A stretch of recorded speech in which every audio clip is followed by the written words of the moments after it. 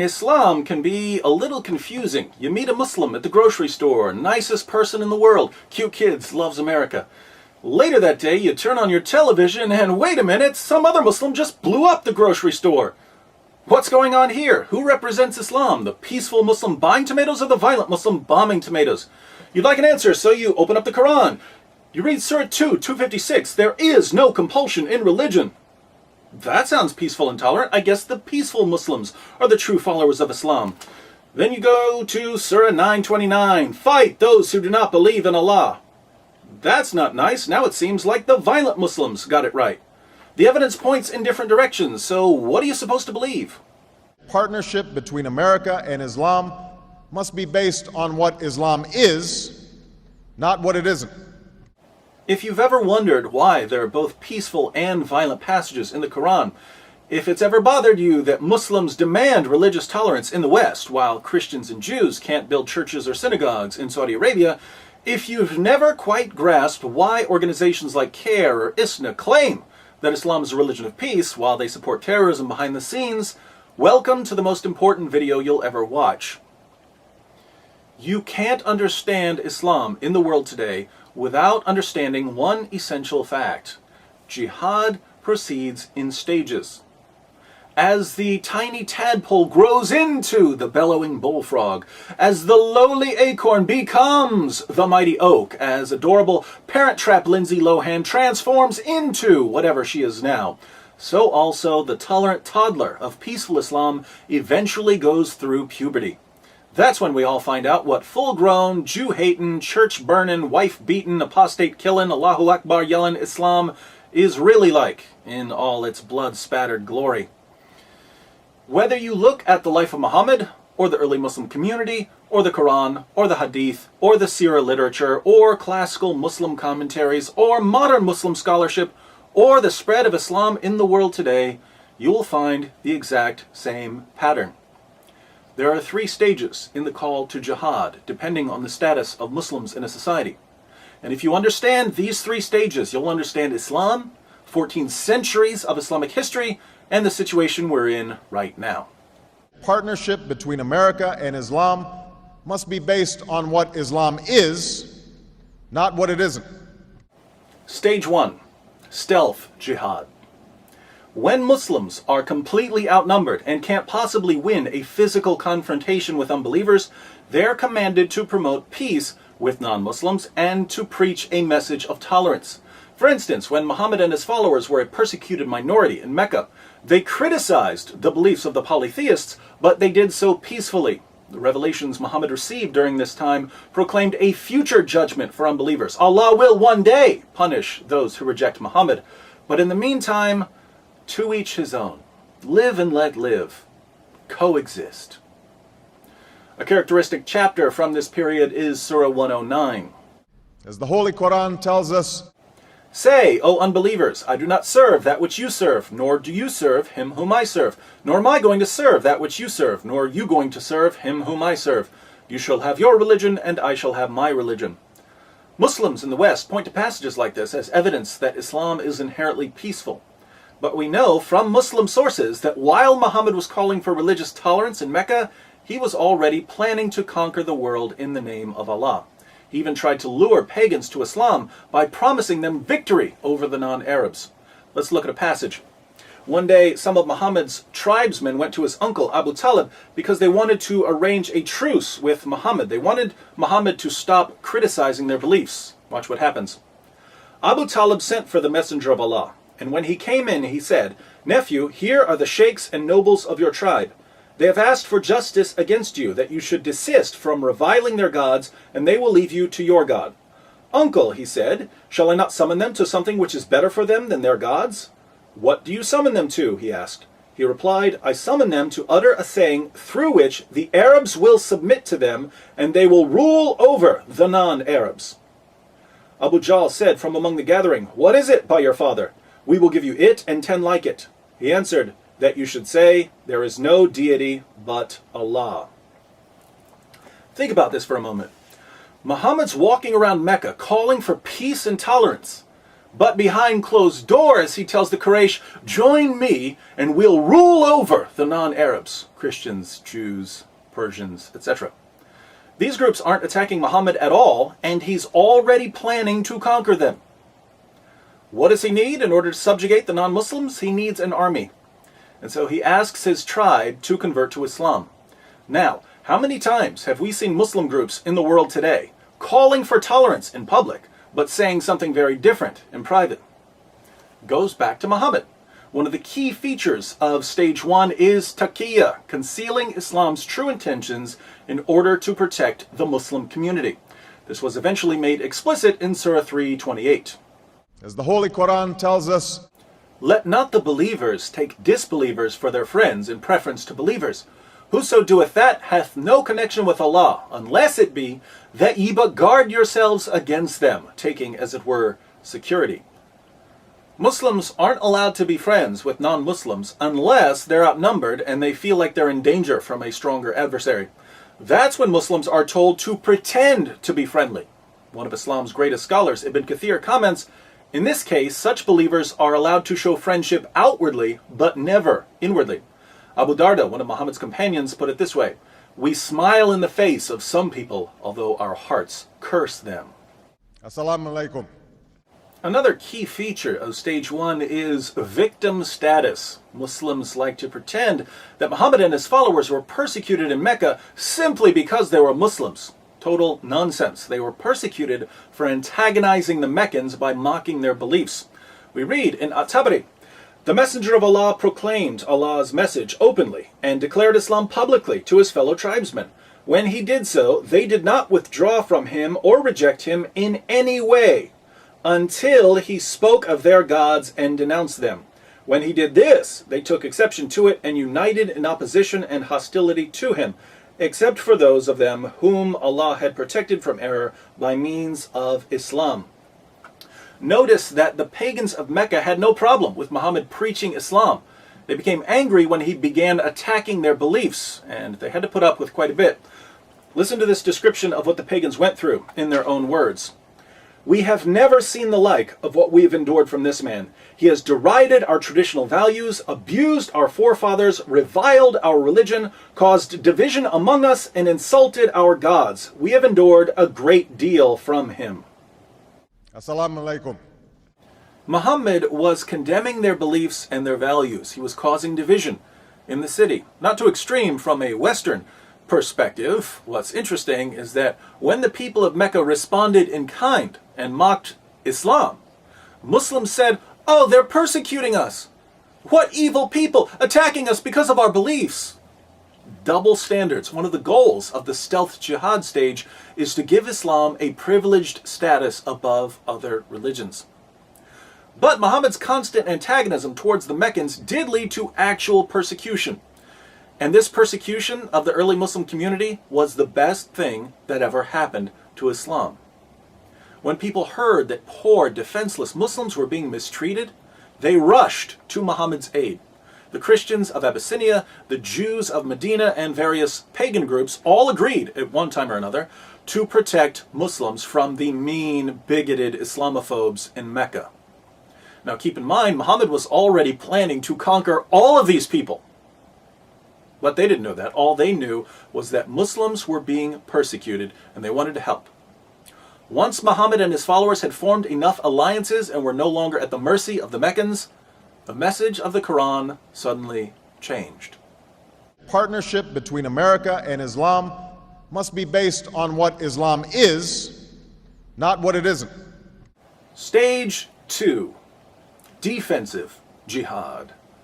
When there are enough Muslims and resources to defend the Islamic community from attacks, persecution, or criticism, Muslims are called to engage in defensive jihad, fighting unbelievers who pose a physical or intellectual threat to Islam.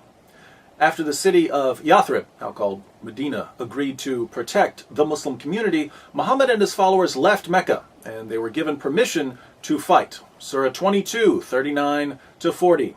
As the Holy Quran tells us, Permission to fight is given to those upon whom war is made because they are oppressed, and most surely Allah is well able to assist them, those who have been expelled from their homes without a just cause, except that they say, "Our Lord is Allah." Did you catch that? According to the Quran, Muslims were kicked out of Mecca simply because they believed in Allah. We've already seen that the Meccans had no problem with Muslims believing in Allah, or even with Muslims preaching Islam. They had a problem with Muhammad mocking their religion and causing division in their city. But again, Muslims needed victim status for their protection, so I guess Allah decided to fudge history just a little. And throughout history, Islam has demonstrated through words and deeds the possibilities of religious tolerance and racial equality. Now that Muhammad had several non-Muslim groups ready to defend him, he turned to the primary tactic of stage 2, terrorism. The people of Mecca depended on the caravan trade for their survival. Anyone who had money would invest it, hoping to get back something extra to feed their families. If a caravan was robbed or didn't return, children might starve. So instead of living a peaceful life in Medina, Muhammad started attacking the Meccan caravans. Muslims launched 7 attacks against the caravans, and the Meccans never retaliated. During the 7th attack, Muslims killed a man, and they took the goods and some captives as well. The problem was that it was still the holy month when everyone agreed not to fight. Muhammad was a bit worried about this at first, but then he received Surah 2:17. As the Holy Quran tells us, "They question thee, O Muhammad, with regard to warfare in the sacred month.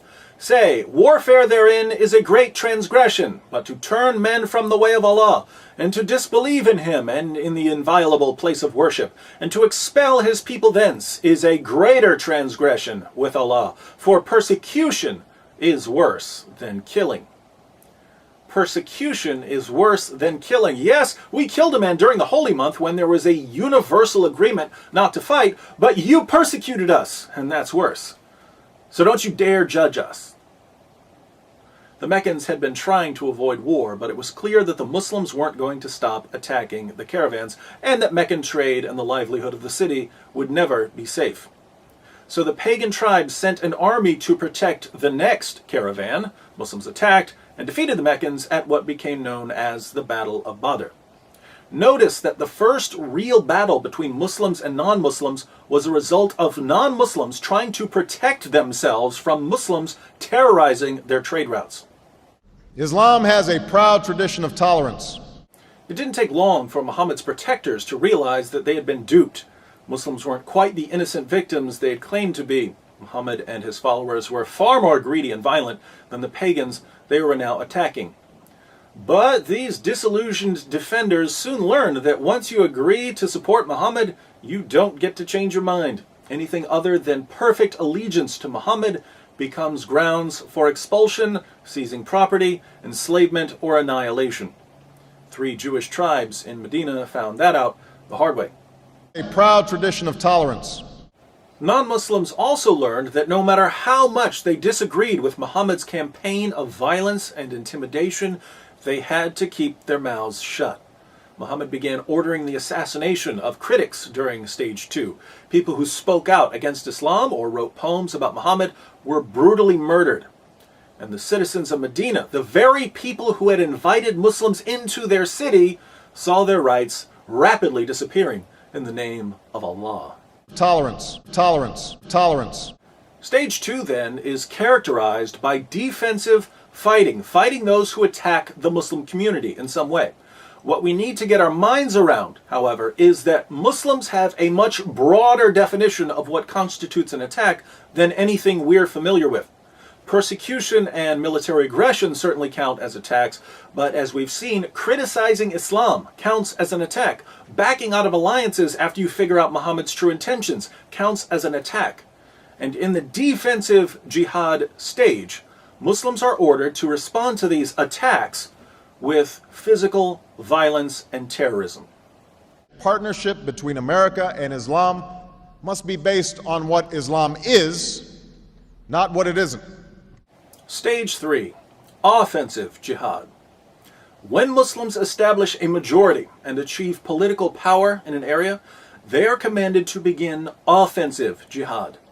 Once Mecca and Arabia were under Muhammad's control, the message of the Quran changed yet again. Suddenly, Muslims weren't just told to fight against aggressors. They were commanded to fight non-Muslims simply for being non-Muslims. As the Holy Quran tells us, O Prophet, strive hard against the unbelievers and the hypocrites, and be unyielding to them. Surely Allah has bought of the believers their persons and their property for this, that they shall have the garden. They fight in Allah's way, so they slay and are slain. O you who believe, fight those of the unbelievers who are near to you, and let them find in you hardness. tolerance, tolerance, tolerance. If Muslims have the military strength to expand their political power and to violently subjugate non-Muslim populations, forcing these non-Muslims to pay tribute, the Quran commands them to do so. Surah 9:29.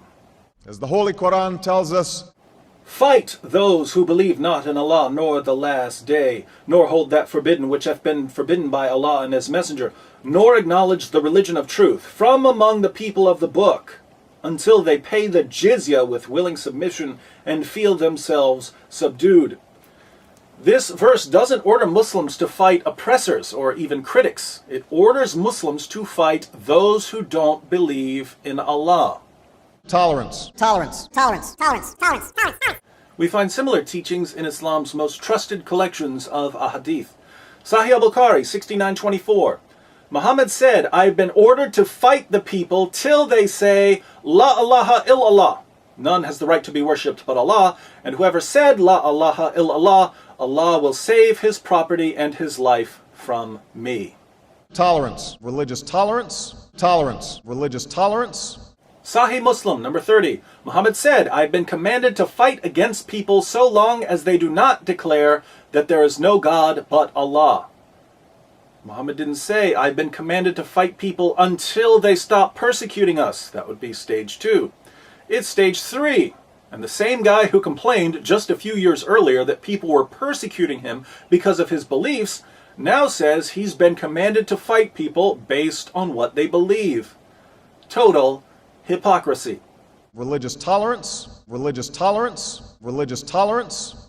In the offensive jihad stage, Muslims can also expel Christians and Jews from lands they've been living in for centuries in order to keep certain areas that are important to the Muslim community pure. Areas such as Arabia. In Sahih Muslim 43:66, Muhammad says, I will expel the Jews and Christians from the Arabian Peninsula and will not leave any but Muslims.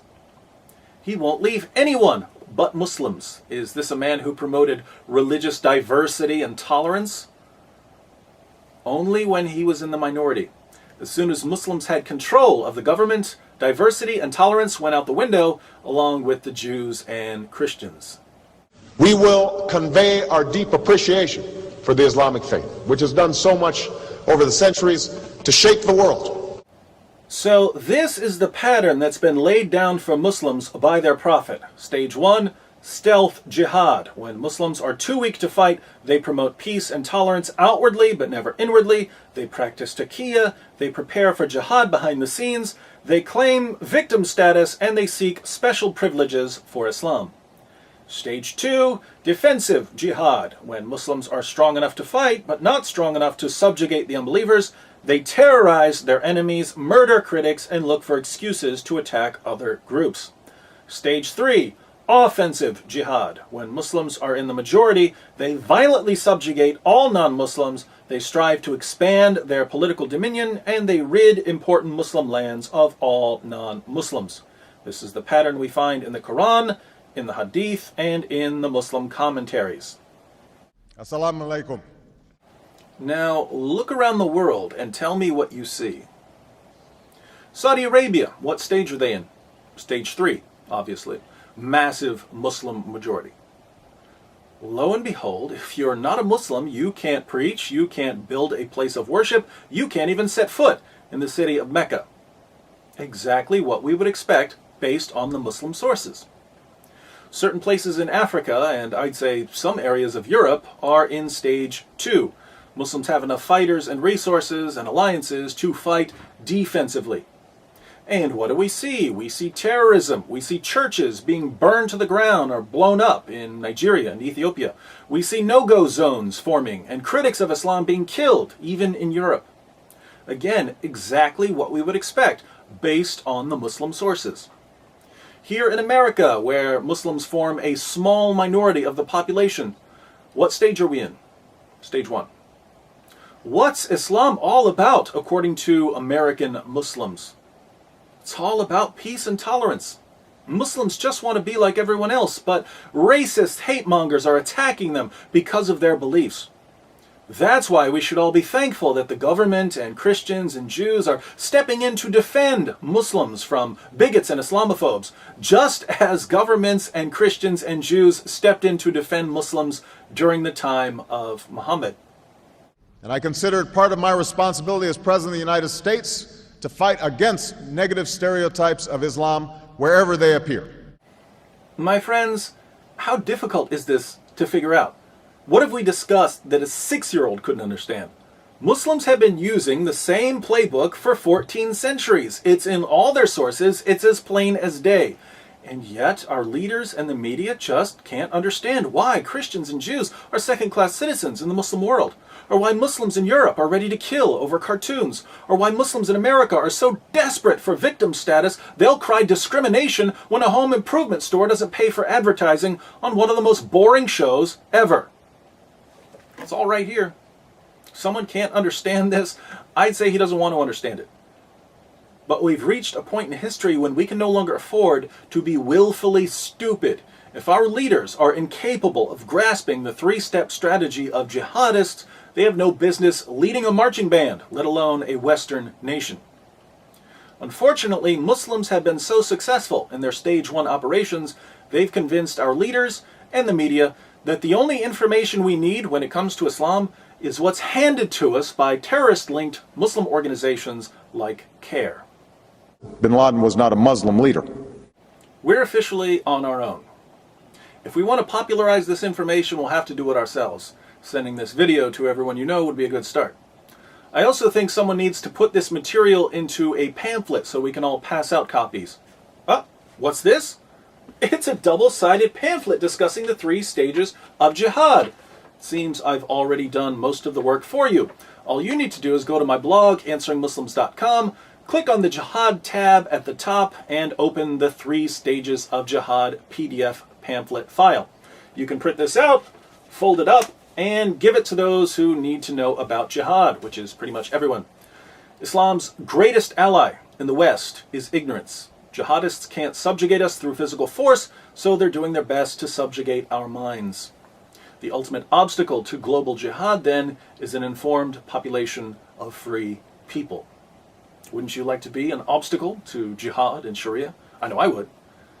In 2012, let's make a special, freedom-sized effort to educate ourselves and others about the inner workings of the jihadist machine.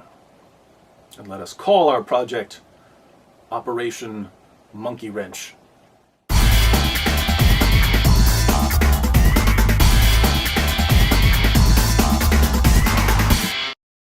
I think it's important to add a quick appendix on westernized Muslims. I've said in this video that Muslims in Stage 1 are commanded to deceive non-Muslims in order to keep us ignorant of Islam's violent goals. But if you present this information to your Muslim friends, they're going to deny it. Now, does this mean they're practicing taqiyya? No. When your Muslim friends tell you that Islam is a religion of peace, are they trying to trick you? Probably not. Most Muslims in America have been influenced by Western values more than they've been influenced by Islam. They may pray 5 times a day or fast during Ramadan, but their knowledge of Islam doesn't get much deeper than that. They've read very little of what's in their sources, and they know practically nothing about what we've discussed in this video. So, chances are, when your Muslim friends tell you that Islam is peaceful, they really believe it. No need to accuse them of lying. Sadly, your westernized Muslim friends aren't a source of Islamic doctrine. Islamic doctrine is grounded in the Quran and the Sunnah of Muhammad, and these sources are perfectly clear when it comes to jihad. So I think we need to add another stage to our 3 stages. Stage 0, the totally clueless about jihad stage.